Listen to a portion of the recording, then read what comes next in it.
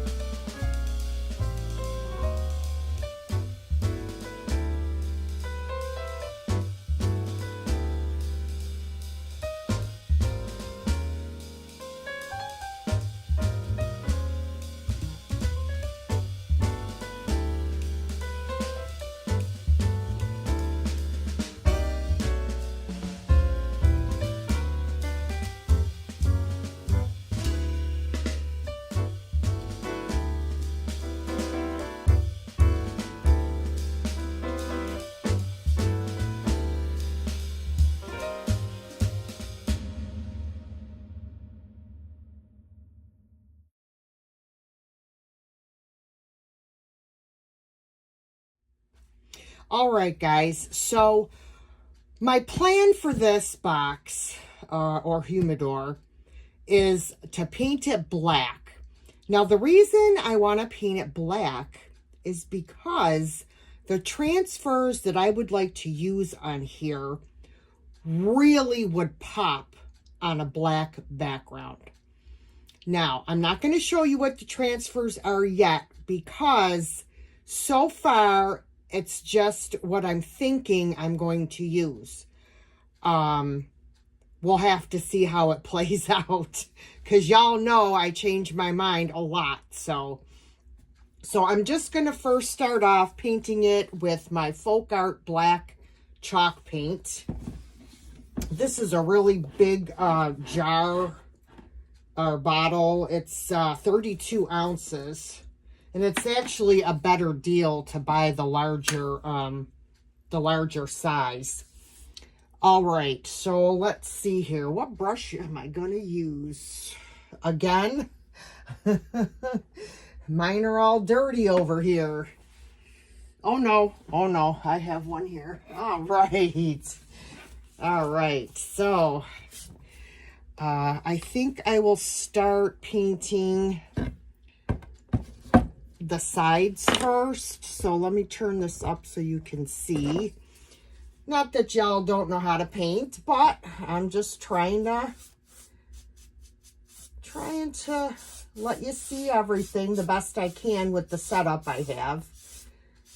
So, yep, I'm just going to do it. I'm not sure how many coats it's going to take. Right now I'm thinking probably 2, but you never know. So I did, like I said, I did spray this and with the clear sealer. I wasn't sure what color I was actually going to paint this until I actually brought it inside after spraying it with my sealer. Because I might have been able to get away with not spraying it with the sealer since I was doing it in black. But I thought, just in case I decide I want to do it in a light color, let me seal it. So that's what I did, just to play it safe. So I'm just going to go ahead and paint away here. And I'm trying, I don't want to get it on my my green felt that's on the bottom. So I'm trying to be kind of careful when I get towards the bottom here. I'll probably just go like this.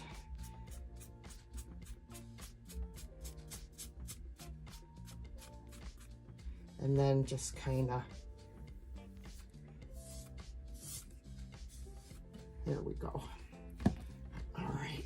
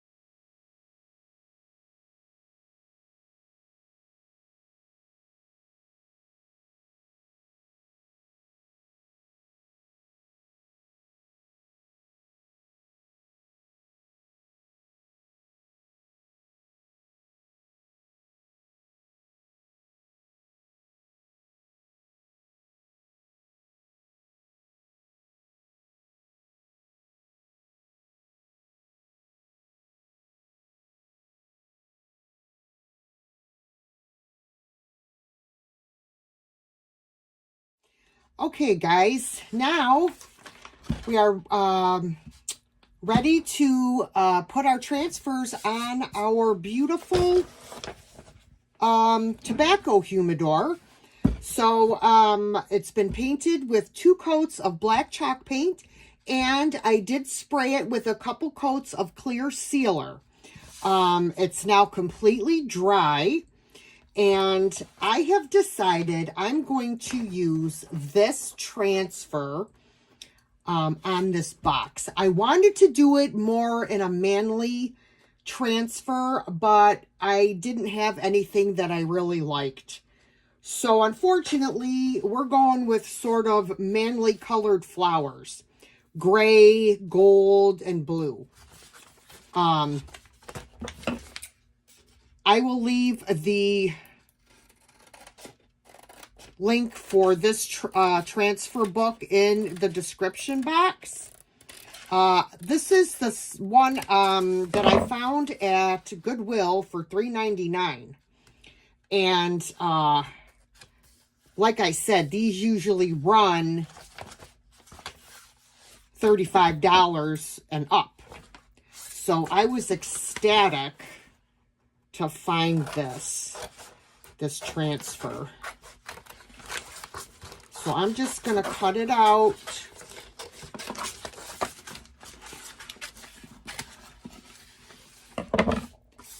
And I'm going to fit it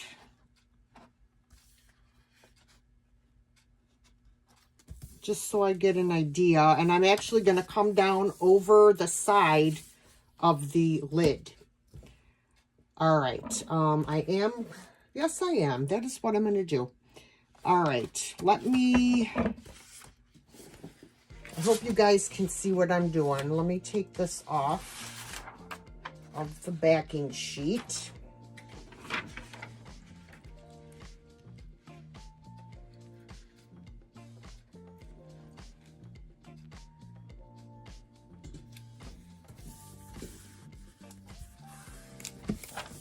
Okay, I'm just pressing it down. And then I'm going to grab my transfer stick. And we're going to go along the edges first.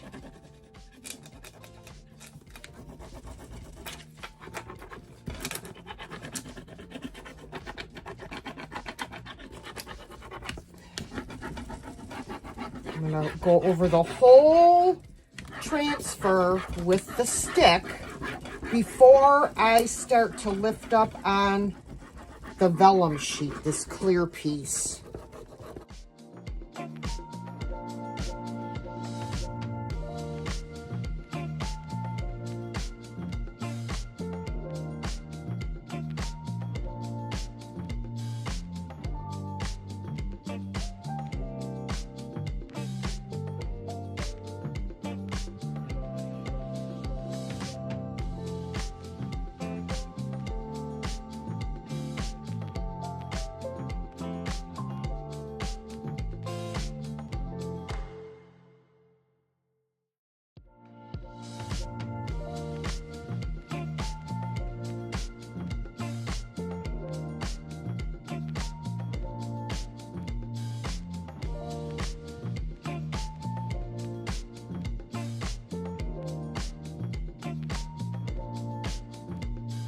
All right, so I have this. Now, as you could see, there is another piece that interlocks with this flower. So this is the piece, and I have cut it out, and it's going to match up like this. Can you see that? Okay, so I am going to peel off my backing sheet and match this up very carefully.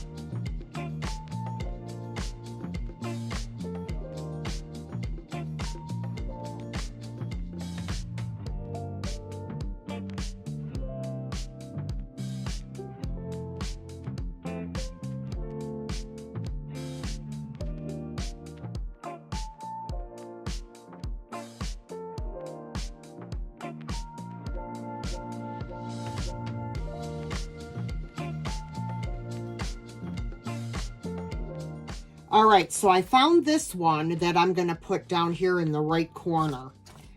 So it's going to go right here, and it's going to come up. And it's okay if the leaves come up and over. I mean, I like when stuff overlaps. So let me cut this because I want to make sure that I get it right at the bottom. All right, let me turn this up this way.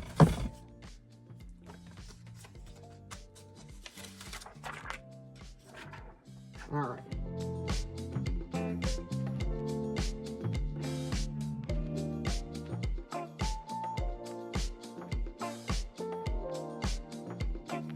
All right, guys. So this is what we have.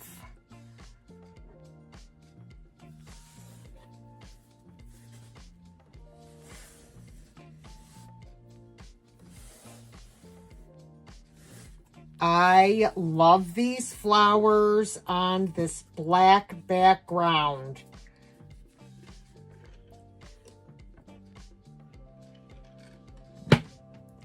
So guys, what do you think? Let me know your thoughts in the comments. I love how this came out.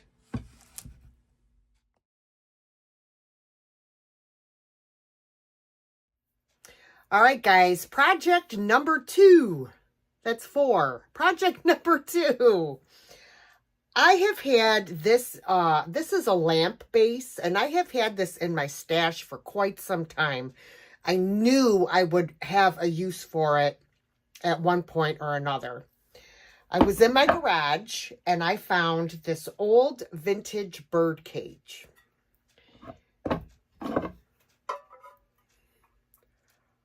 Oh boy, that looks fabulous.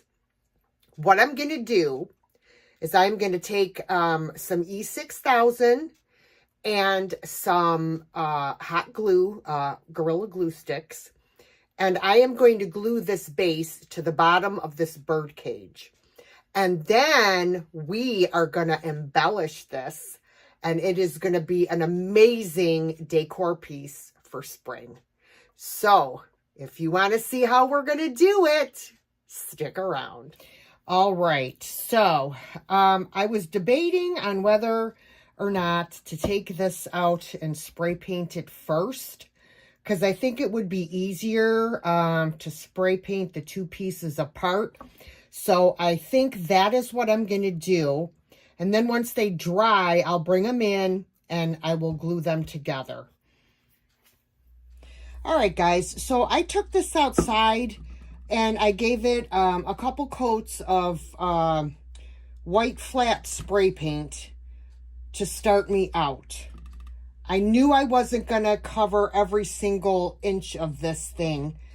Same with the bottom. But I got the majority of it done with the spray paint. So now what I'm going to do is I'm going to go over this in a coat of white chalk paint. I'm not gonna do the bottom or this top piece because I'm going to be gluing it.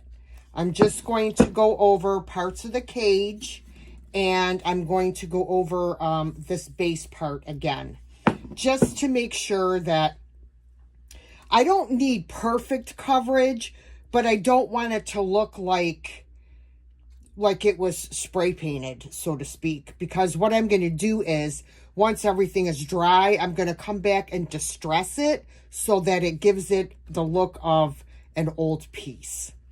So let me turn this down.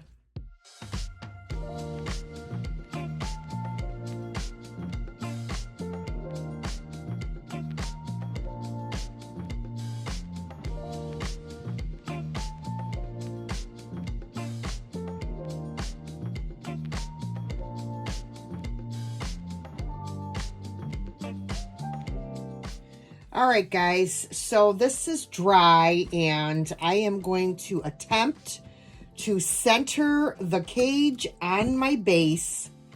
So I am going to put some E6000.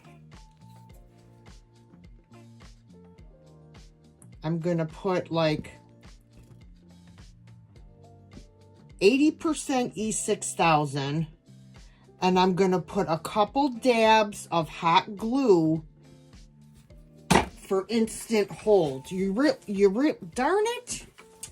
My glue stick flew out. You really don't want to mix the hot glue with your E6000 because I think it inhibits the hold factor somewhat.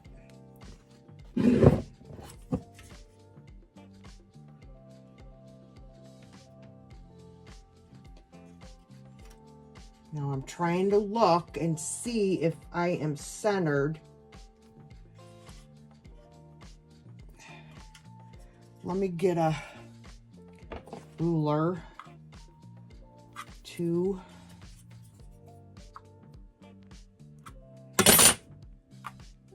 there. I am going to turn it over.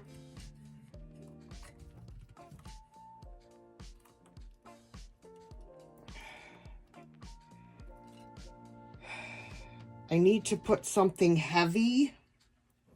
All right, guys, so we have our bird cage all painted and ready to go. So what I'm going to do is, I should say, we already knew it was painted and ready to go. I was waiting for the base to dry after I glued it with my E6000. So now what I'm going to do is I'm going to put a bird nest in the bottom, but I want to add a little bit of Spanish moss to the bottom before I actually put the bird nest in, just to give it a little bit more height. You know what? Here is the question of the day. Do you all say height or height with a TH? Height or height? Because I always grew up saying height. And my daughter said, what are you saying? She said, it's height. So that's the question of the day. Leave your comment in the comment section below. I'm just curious. Let me open up this bag. And I got these bags of Spanish moss on Amazon. I'll be sure to link it below for you. Sometimes you can find it at the thrift stores as well, which I would have liked if I could have found it at the thrift store, but all right, I am going to put some hot glue down here and glue some of this Spanish moss in here. Spanish moss, I love it, but it is so dang messy, guys. It is Messy, messy. And you know what? And that's the perfect amount. And look at me. Look at me. Like I said, if you ain't a mess when you're crafting, you're not crafting. I don't like the color of the nest. I wonder if I can, I'm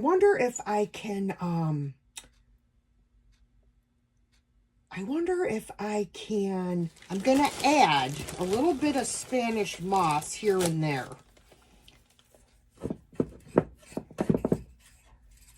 On the actual nest. Yeah, I'm going to like this much better.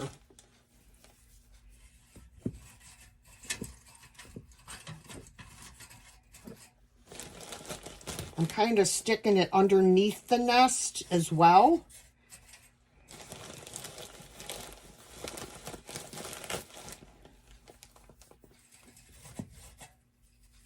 And then bringing it up and over the nest. That looks better. All right. All right, now I'm a mess again, so let me clean up and I'll be back. All right, we are cleaned up and ready to get going. So I have had this little rose garland for quite a while, and I'm thinking I'm going to add this to this bird cage. I'm just going to kind of like, I'm going to like cascade it. I've got to close the door first. I'm going to close the door till I can figure out how.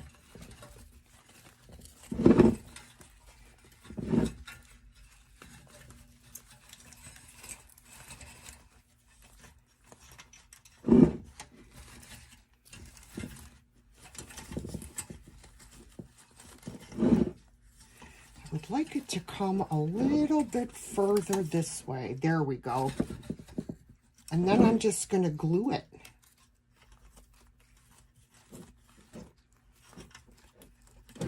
Or no, I think I'll add some wire. It looks so pretty with the roses.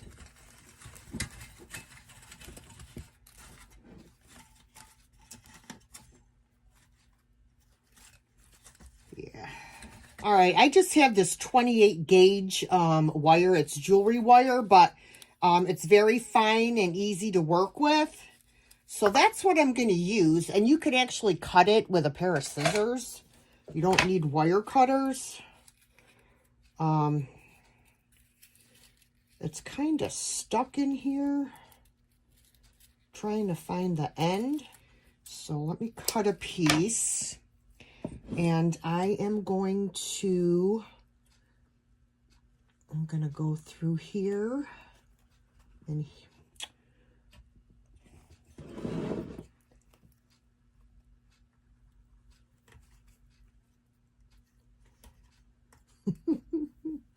patience is not my strong suit, guys. Have you noticed? It's just not. I'm gonna play with this for about another 20 seconds, and then I'm just gonna say, guess what? I'm gonna glue it. And it doesn't help when you have fat fingers either, you know, trying to get into small spaces. But I think I got it. All right, so that's where I want that. Now here, I'm going to do this there. So let me cut another piece. And I'm going to go through here, over the bar, under the bar, and then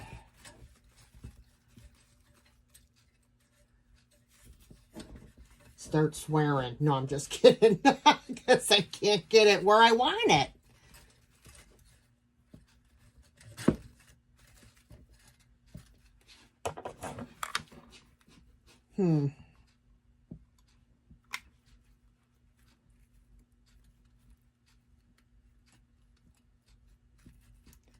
Nope, it's not going to stay how I want it.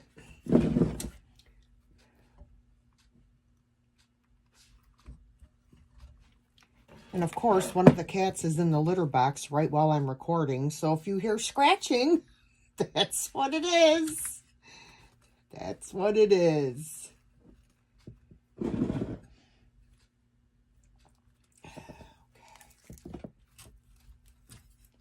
It was Binksy in the box. Yes, it was.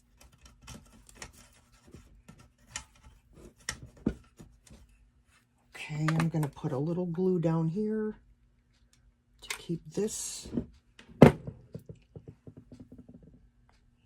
All right, guys, so this is pretty much it, minus the bird. I thought this came out really, really pretty.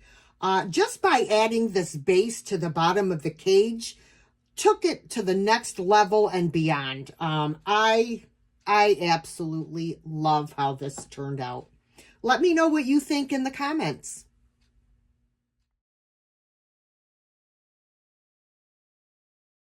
All right, guys. I'm going to do a few little small projects in this video for you today. So you may recall in my last thrift haul video, I found a bunch of these party light fruit tea lights, and this one was missing one of the leaves, and I'm going to show you how I'm going to repair that with a little bit of air dry clay and some quick and thick glue. Hold on, let me tell you the right name. Tight Bond Quick and Thick. Okay, that's what I have in this little bottle. So all I'm going to do is I'm going to take a small piece of air dry clay, roll it in a ball, and then I'm going to kind of make it into like a teardrop shape by rolling one end only, and you will get kind of that teardrop shape. Then I'm going to flatten it out with my finger and then pinch it so it's a flat teardrop shape. And then I'm going to take, you could use like a hat pin or something like that. And of course, because I need one right now, I don't have one nearby. But what you're going to do is you're going to make, let me see if I could use these scissors. You're going to make some, lines that look like the veins of the leaf in your clay. Just kind of, kind of like that. Okay. Now, this may be a little too big. I may have to cut some off the end, and it is too big, but that's fine. I'm going to just shape it the way I want it. I'm going to get some of my Tight Bond glue. I'm going to put some on here where I'm going to glue it. And then I'm just going to take the leaf and I'm going to attach it on there. Into the existing leaf.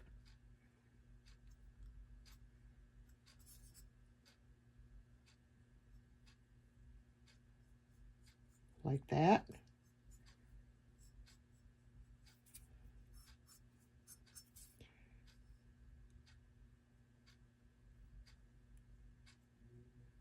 And I just keep pinching it, and it makes it a little bit longer. And then you can kind of shape it. See what I mean?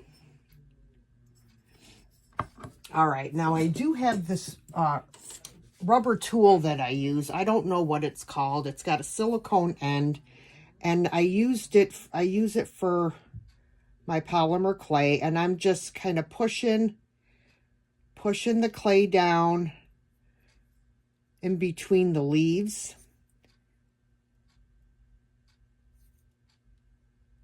Now, it's not going to be perfect, guys, but at least you're going to have your leaf there that was missing.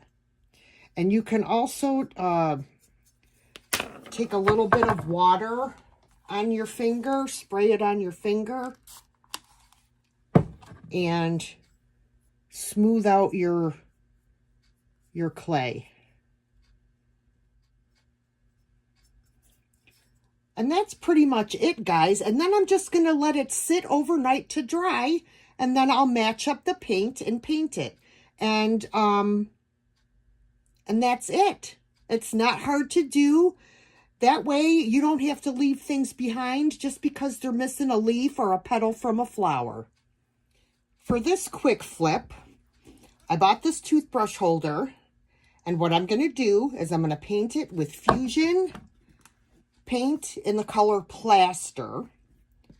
So let's get painting, guys.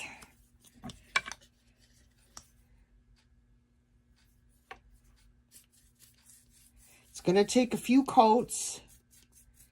So you don't want to put real thick coats. You just want to do thin, even coats. Make sure to get in all of the nooks and crannies. There's a lot of detail on here, which is why I bought this in the first place, because I knew this would look beautiful painted in a light color and then antique it. And the antiquing will get caught in all of those details. And this will turn out amazing.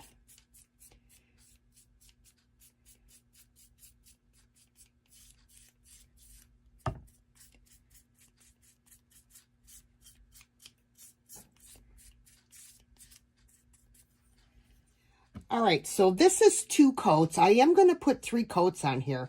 But my third coat, what I'm going to do is I'm going to take a brush, or you could use a sponge pouncer.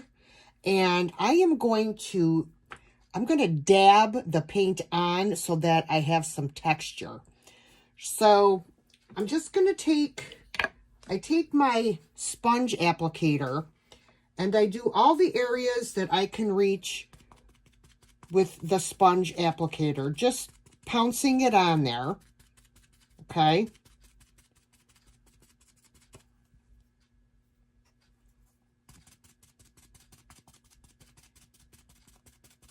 I want to have just a little bit of texture. Then what I'll do is I will take a brush, and then I will pounce into all of the details that I couldn't reach with the sponge applicator. And that's what I'm going to do over this entire piece.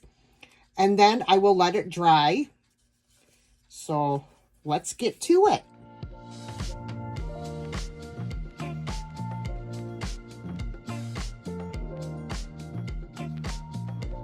All right, guys, so that is 3 coats, and I hope you can see the texture that you get from using the sponge applicator and the paintbrush.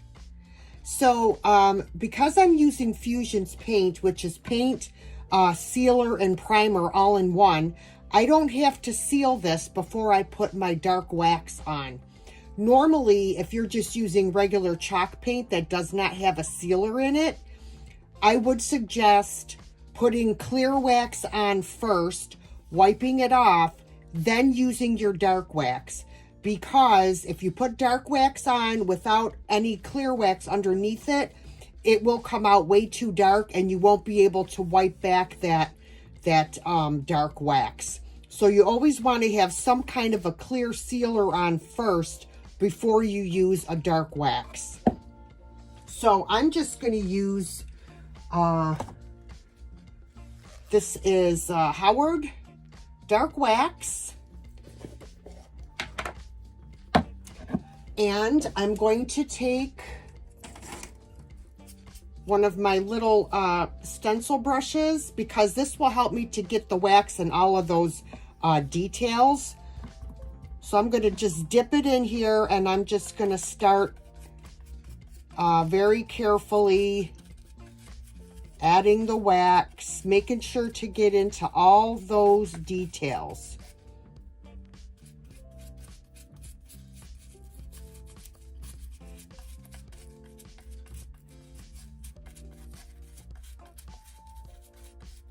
And then I'll come back and I will show you how we wipe it back. All right, we have our entire toothbrush holder covered with wax. I ordered these shop towels on Amazon. These are awesome because they are lint-free and they're strong. So this is what I use to wipe back the wax. So I'm just going to start on the top to wipe it back so I can hold it. And then I'm just going to take my shop towel and I'm just going to go across the whole thing and just start wiping it back. I'm going to have to get another towel, but that's fine, because you want to make sure that when you're done wiping back all your wax, that it's not still like wet or tacky. That's how you know whether or not you need to go back in, because if it's wet or tacky, there's still extra wax on there that you need to get off. Look how wonderful that dark wax goes in all of those details and really, really brings it out.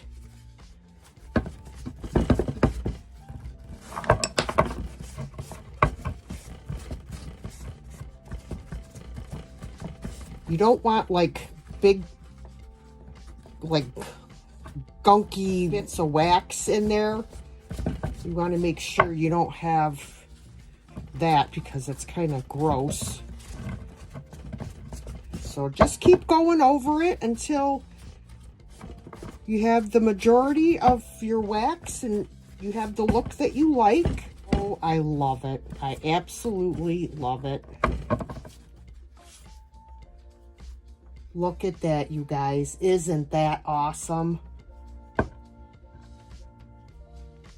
Oh, I love it. What a difference. Now, it does take quite a while for this wax to actually cure. So I wouldn't use this for probably, I would say, at least a week or more. But I'll get back to you on that. I would show you a really quick way to upcycle this plain milk glass plate. You take your plate, you find a transfer that you really like and that will fit in your area. I have chosen this pretty rose, and I am just going to stick it on there and start rubbing with the tool. You could see how easily it comes off. However, it is crinkling, and I don't know why, because I had it laid out flat.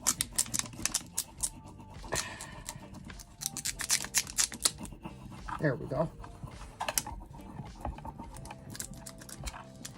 Make sure we got all of that done.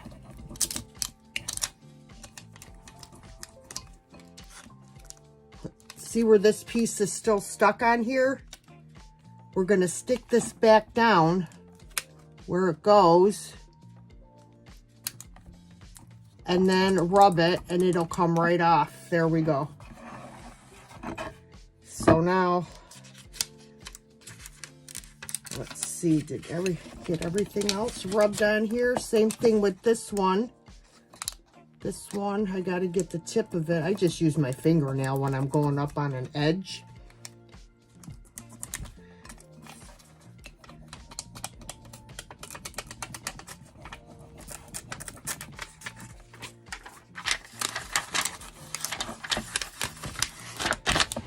You could also cut off extra leaves if you have extra leaves, like I do here, to fill it out a little more. Put this one right here.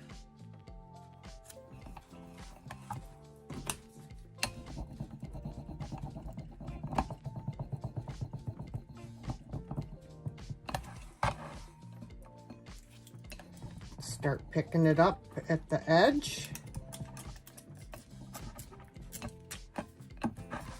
There's that one, and I still have one here. Another one here that I can add if I could pick it up. Let's see. How do I want to do it? Like this? I think like this.